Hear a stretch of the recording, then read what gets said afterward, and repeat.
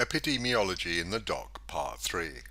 Their core model is so very wrong.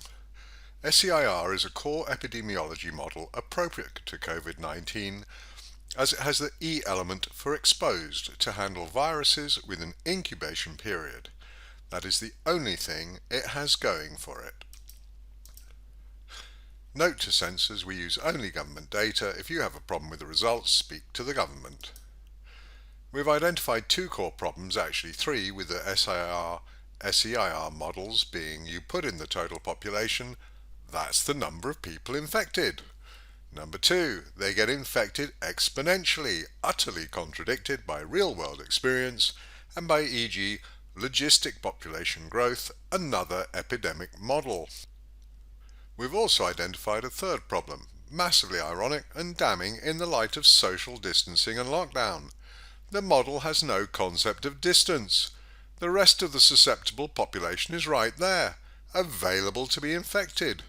That is absurd, so to use a model that relies on that is equally absurd, but hey, no problem.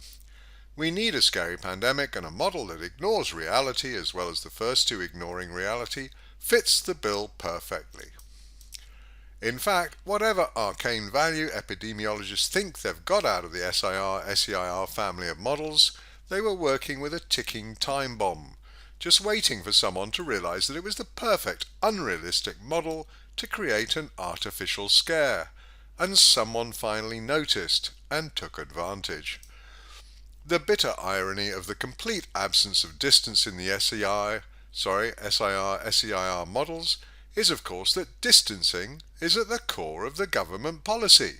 Social distancing so the virus can't spread as fast, in theory. Lockdown, even more draconian social distancing, which, according to the government data, has utterly failed. And yet these people, supposedly intelligent politicians and scientists, never noticed that their core scare me, scare you model had zero reference to distance and raced across the entire UK, USA and globe with impunity. Is that constructive ignorance, choosing to not notice, criminal harm, or just ignorance, not fit to rule, criminal negligence? And an entire world of epidemiologists use this and write about it, and nobody notices a damn thing. Be entirely clear, these models have been around a long time. They were not invented to make COVID-19 look scary. They have been presumed by epidemiologists to be valid. They have been modelled extensively in software, and nobody noticed they were nonsense.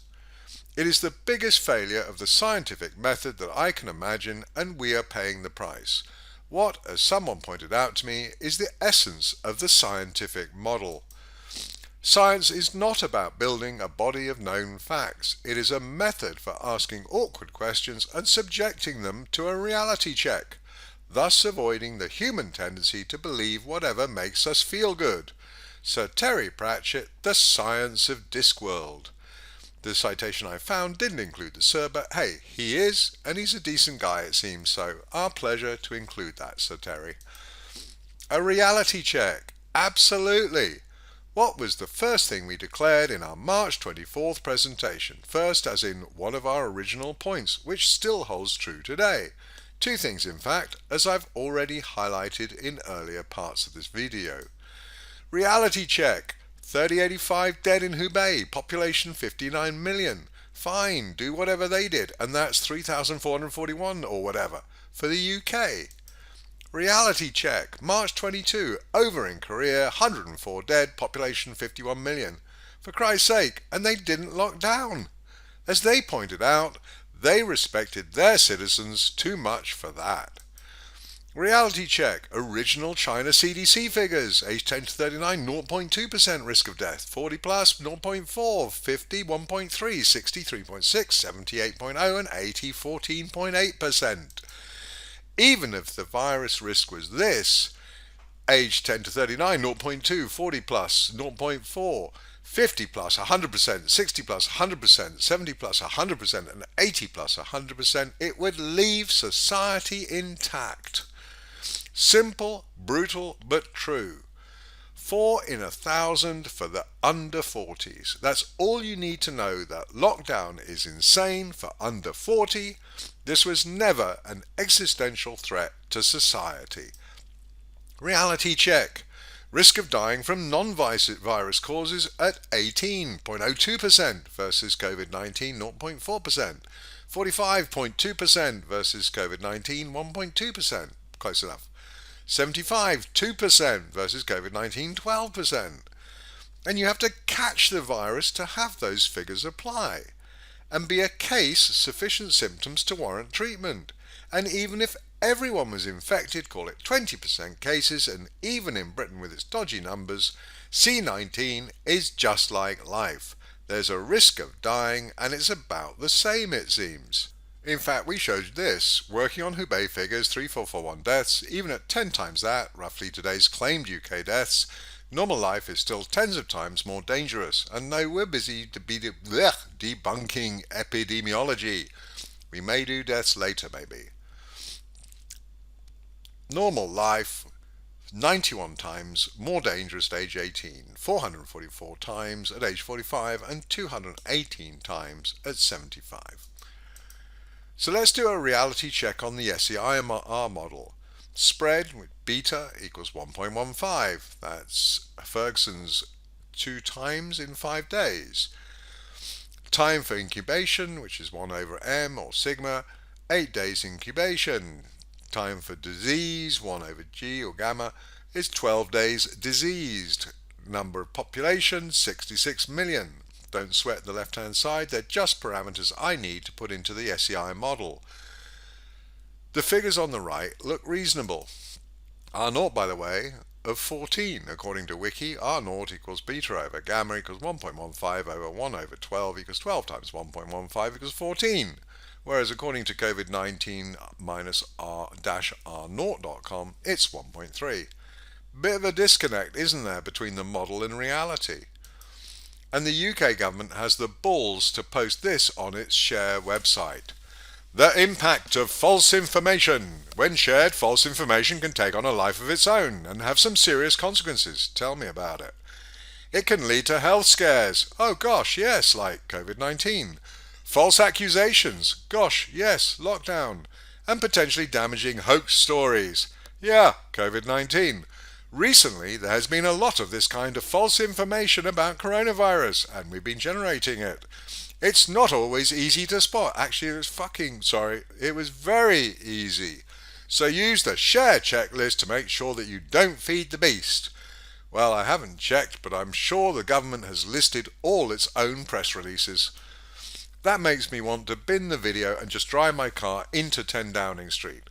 For over 2 months we've been dedicated to debunking the lies and nonsense put out by 10 Downing Street et al.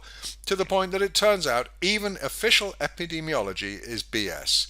And they have the temerity to warn us about fake news. The hypocrisy is beyond the pale. But deep breath, get calm, whatever. So let's check out Sweden. You can see why they're so desperate to nail Sweden. Hell, blondes, what's not to like? No, because as a recognised no-lockdown country, the trolls can't hide behind their "it's because of lockdown," even when lockdown hasn't changed a damn thing. Too late, the troll had their get-out clause and they used it. Yep, I'd say the model really nailed it. Very close, but wait a minute, those log scales might be confusing. Much better, excellent fit. Where did Sweden go? That dark blue roadkill at the bottom of the chart, that's reality, and it's fitting, isn't it? Reality totally squashed, while the UK government has the balls to warn us about fake news. So here's their official epidemiologist prime chart modelling COVID-19 as legitimately as I can figure out with sensible parameters.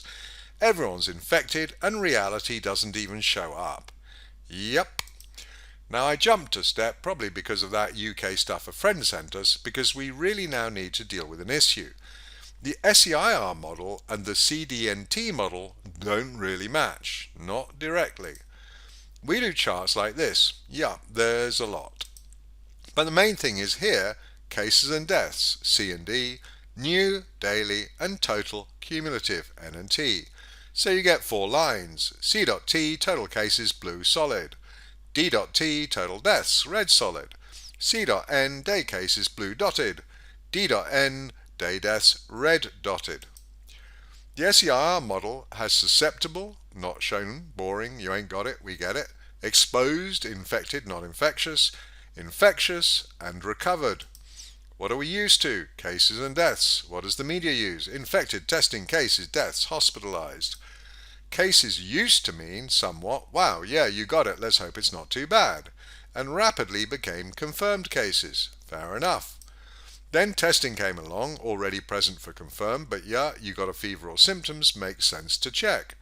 And now your chihuahua or papaya, or was it breadfruit, are at risk or testing positive. Which is my way of saying testing is a load of BS. If you're not ill, who gives a flying? Off and get on with your life. But it very conveniently adds to the narrative. Oh my God, we're all at risk, we're all going to die until the vaccine. Test us now, great one, please. Yeah, so useful. No one tests for flu, I notice. Kills a bunch, flu does. Hospitalization would be useful data, but it's sporadic, not centralized. We get cases and deaths from World Health Organization, and that's it. And cases are diluted by testing, deaths are distorted by puffing. It's a mess, but still discernible as a trajectory. And that's all we ever needed. The moment we saw the chart beginning to curl, it was not exponential, society was not at risk, the crisis was over. It was just a matter of letting the contagion burn out, or so I thought. I would never have dreamed, could never have imagined the sheer might and determination of the government to crush democracy, including all its fake news and its extreme hypocrisy in warning us about other fake news. And here I am debunking epidemiology's prize models because it turns out they're total BS, at least as used in this pandemic. And that nobody is standing up and complaining means that they're complete BS full stop. Charts and epidemiologists both. So to properly integrate these two views, we need to translate susceptible, exposed, infectious and recovered into cases and deaths. We've already made a start with that. The V, victim virus, line is anyone who's been infected, which in the press would be infected. Unfortunately, SEIR models already have infected and infectious, SEIR, and infected not infectious, exposed, SEIR, and infected and infectious, infectious, SEIR. So there's a lot of I's already going around. We use active and victim to cover A equals E or I, exposed or infected, aka infected, whether incubating or symptomatic, and V equals E or I or R, infected and active or infected and recovered, i.e. anybody who's managed to get it. So cases total would originally be reported as anyone with it bad enough to get symptoms and show up at a doctor. Then it became anybody with such symptoms and confirmed by testing, and now it's anyone including your cat and papaya fruit that's tested. Bottom line, the cases total line is going to be a percentage of that virus infected total. Let's call it 20%. Frankly, these days it's an up in the air number as the government threw out responsible reporting about the same time it started messing with the numbers. How difficult is it to mark a case as tested slight versus tested, yeah, confirmed bad? We do have the asymptomatic and symptomatic categories, which may loosely correspond to exposed, infected, non-infectious, and infectious, infected, infectious. But even if they were a perfect fit, no carriers, for example, there's another problem. Those humped curves that look like dailies are totals, not day figures, i.e. you don't add each day to get a total curve, which is what the green recovered line looks like. No, those are the totals curves. What gives? Unlike a total curve, you can leave the exposed state and leave the infectious state. That's the whole point of the compartmental model. You become exposed, it incubates, and then you leave exposed and become infectious, and then you recover and you leave infectious and become recovered. Here's how cases and deaths work, as reported by World Health Organization, governments and the media, and so used by us. You become a case and that's it. Ditto death and I guess hospitalised also. You become a new hospitalised person and remain that even when recovered. Whereas in the SEIR model, you will linger for 8 days if that's the input incubation period, being counted in each of those days until you leave the exposed and become infectious, and then after 12 days leave that and become recovered.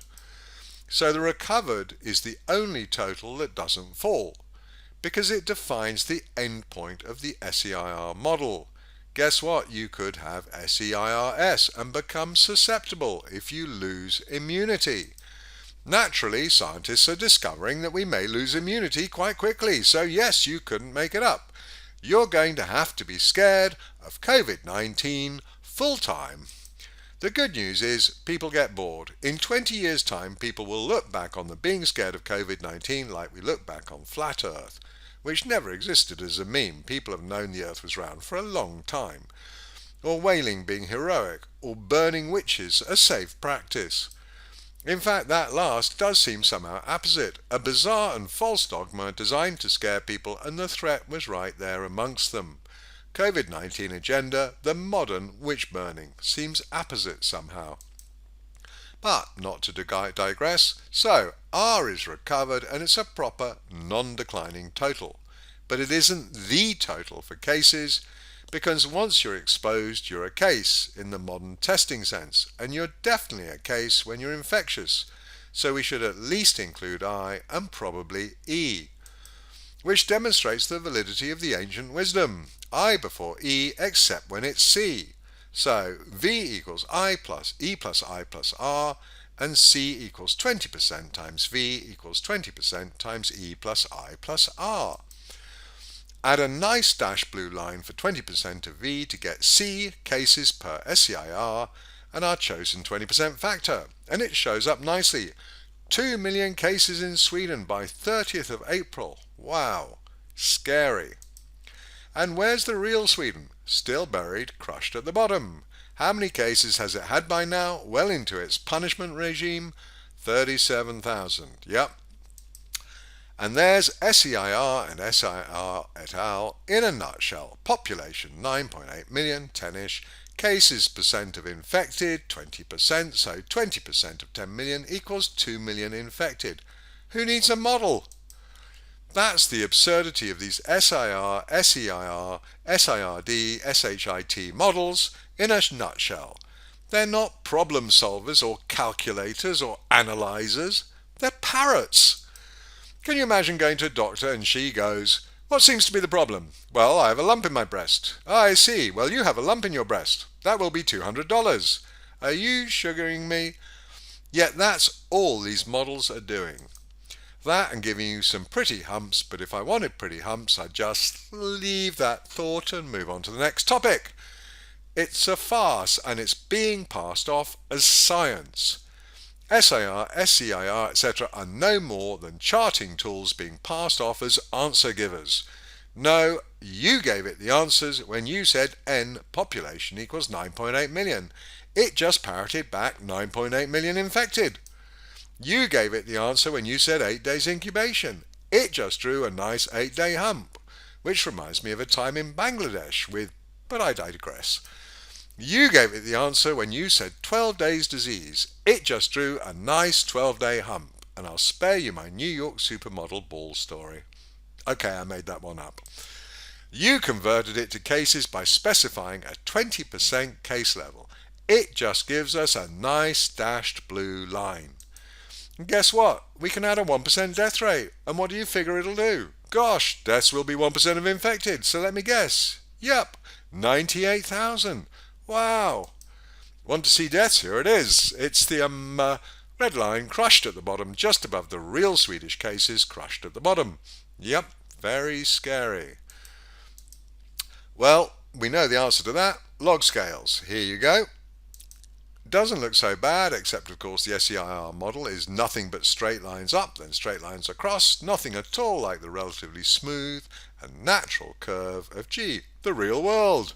Reality, huh? Go figure. And the model parroted back to you 2 million cases, whereas in reality it's been 37,000. so only 52 times exaggerated. A barely noticeable error, simple rounding really. And it predicted, parroted back to you, 98,000 deaths, whereas in reality it's been 4,395. We're working to 31st May data point until next update. So 22 times exaggerated. And unlike the UK, brave Sweden didn't run for their homes. No lockdown, so the trolls have to sit there and come up with another problem or just resort to, this is garbage. Because hey, if you don't like the facts and can't find a flaw, you can always just insult the work or the people. I do love trolls. A model's so good that it crushes reality. And it does have one remarkable thing in its favour. It's so absurdly exaggerated that Gates et al. Milked it and are still milking it, and nobody but you and me knows how bad it really is. So that's flaw number 4. It doesn't even come close to mirroring reality. And heck, number 5, it's a parrot, not a discovery machine or analytical engine. It just gives you back pretty lines for the figures you already knew when you entered the numbers. 5 flaws, any one of which should have been enough to see these models stillborn, eradicated, laughed out of the scientific arena, and yet remarkably an entire scientific realm relies on them as their primary analytical engine. If a doctor just parroted back what you said, or a lawyer, or even your friend, isn't that irritating as a kid when all they do is repeat your words? Then it would be laughed out as science, and their cushy sinecures paid for by us would be over. I cannot believe that I'm actually having to do this. I could never have imagined it was this bad. I thought it was Gates and Ferguson lying. It's far worse. It's the entire epidemiology hooked on crack, a crackpot model.